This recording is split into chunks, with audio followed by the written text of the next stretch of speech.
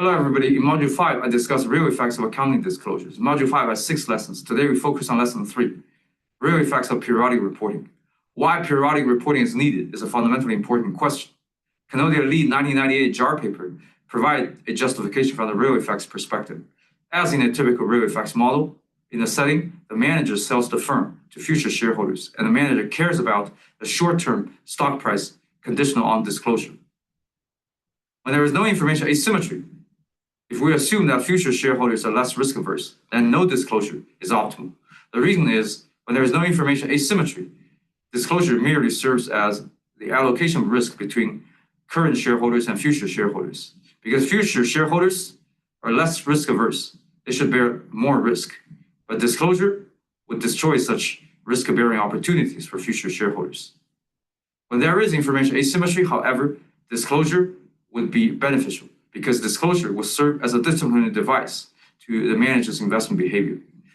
We're going to talk in more detail later on, but essentially the idea is if you invest inefficiently because you want to mimic some managers that would get a higher market pricing, you don't have incentive to do that, because invest inefficiently will show up in the periodic reporting, and that would result to a lower market price. Let's look at the setup. So typical real effects model 3 dates.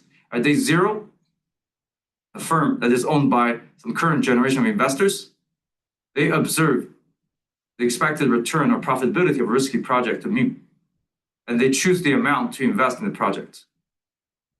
This investment amount is perfectly observed, but mu is not. The terminal cash flow, of course, depends on the amount of investments and depends on mu, and also depends on some other random factors. For future generation of investors, they don't know the realization of mu. They only know that mu is distributed on some interval with some density. And then another random noise gamma, which is not observed by anybody, also has a normal distribution with mean 0 and variance sigma. In date 1, there is an accounting report published. The accounting report provides a noisy measure of the terminal cash flow. And the measurement noise, epsilon, is normally distributed with mean 0 and variance sigma epsilon squared. And then, as in a typical real effects model, the firm is sold to a new generation of investors at some price. And of course, this price is random from day 0 perspective when the manager, current shareholders, choose the amount of investment. At day 2, then all the uncertainties are realized. The current generation of investors, they will consume the price they get minus the amount of investment they made. The new generation of investors, they will consume the terminal cash flow minus whatever price they paid.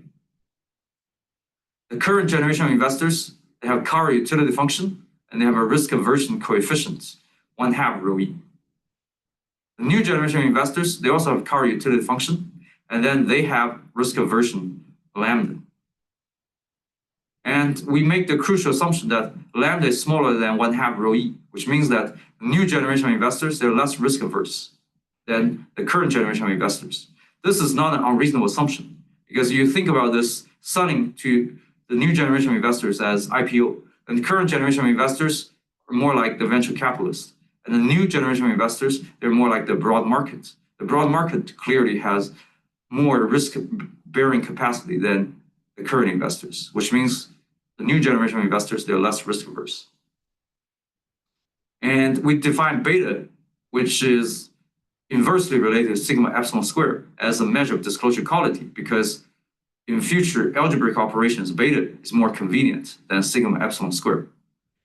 So no disclosure, which means sigma epsilon squared is plus infinity. That's equivalent to beta equals 0. Perfect disclosure means that sigma epsilon squared equals 0. That's equivalent to beta equals 1. So beta is between 0 and 1. Higher values of beta means higher disclosure quality. The Carr utility combined with normal distribution implies that for investors' payoff, regardless whether it's current generation or new generation, is equivalent to mean variance preference. So current shareholders, they choose investment and they choose beta to maximize their payoff, which is the mean variance preference of P minus the amount of investment K. New generation of investors, they will set P equal to expectation of theta minus the risk aversion coefficient of lambda times the variance of theta. Again, mean variance preference. Now let's first look at the first best. First best refers to the no friction case. In this model, the friction is the new generation investors cannot observe mu. So first best means that they can't observe mu. Because mu can be observed, there is no inference problem. You don't need to infer what mu is. And you observe K. And so in this case, Y, with the performance report, would just be another piece of information for statistical updating. And we can use the standard Bayesian updating because theta is exogenous. And we can get those formulas.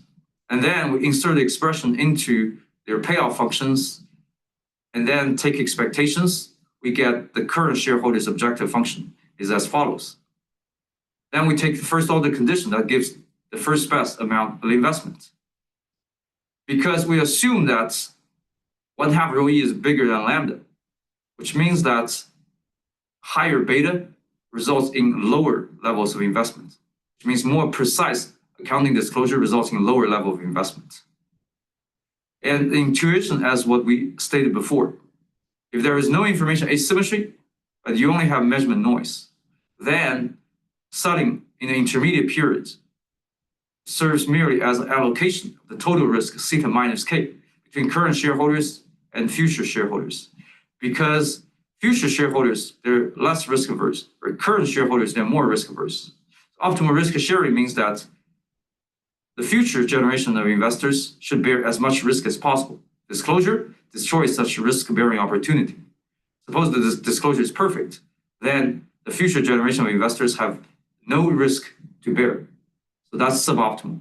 That is why both the current generation of investors and the future generation of investors would prefer no disclosure from the first best case. Now, let's look at the main model. The solution of the main model is pretty technical, so we're not really going to go through the technical details of how to solve the model. If you're interested, you can read the original paper. But we're going to talk about the general spirit. When mu is not observed by new investors, they have to make inferences on mu based on whatever information they have. The information they have is Y, the accounting report, K, the amount of investment, beta, disclosure quality. And so this is what we say a typical adverse selection model, because current generation investors, they know mu, but new investors, they don't. New investors can observe their action, which means, as we discussed in the previous lesson, current investors will signal mu by their choice of K and beta. And so we already talked about a typical adverse selection model. The informed party review their types through their observable choices. However, such choice is impossible if there is no Y. So Y serves as a disciplining rule because mu is not verifiable. And so if there is no Y, then there is no discipline for how you choose your investment decision. Again, we assume a fully revealing signal equilibrium, which means that companies, through the choice of K and beta, completely reviews mu.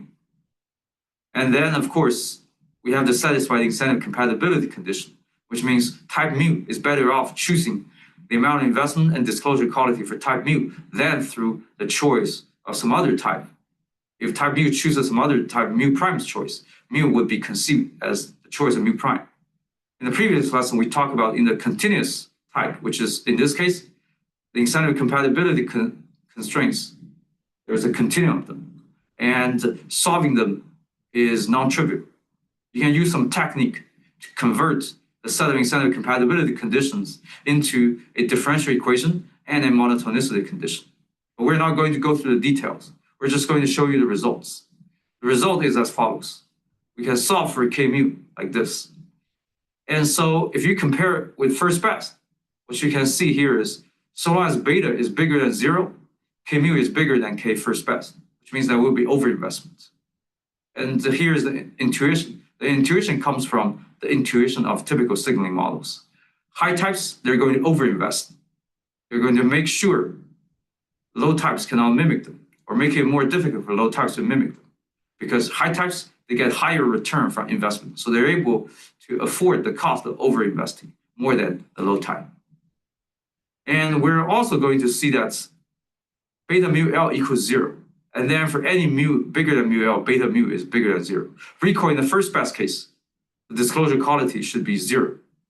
And so we see here is for the lowest type, there is no distortion from first best. For all the higher types, there would be distortion. This is typical in the signaling models. No distortion for the lowest type. And all higher types, they would have distortion. And again, this intuition comes from higher type chooses such distortion to provide lower types from mimicking. And beta mu can be shown to be characterized by the following equation. And we can show there is a unique solution that satisfies the right-hand side of the equation equals 0. If the right-hand side of the equation equals 0, that means beta prime mu equals 0, which means beta mu would be a constant. So essentially, what we can see is beta mu is going to increase in mu until it reaches beta f. When it reaches beta f, then beta prime mu equals 0, and beta mu is going to be constant at beta f, even when mu increases further. So what we're going to see is there will be a positive disclosure quality, but that when mu becomes sufficiently large, the disclosure quality is not just going to stay constant. It's not going to further increase. So here's the intuition. Recall that we talked about in the first best case.